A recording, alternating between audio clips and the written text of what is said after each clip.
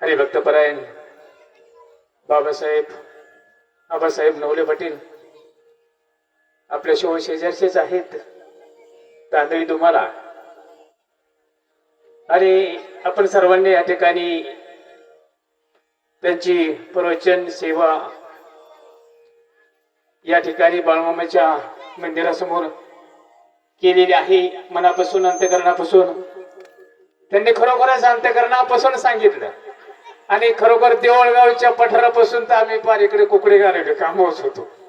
पण कुणाच्या नशिबामध्ये प्रवचन कीर्तनकार गायक कलावंत अशा आणि देणारा बाळमामा आहे। त्यांनी कुणाला काय द्यायचं ते बाळमामाने दिलेलं आहे।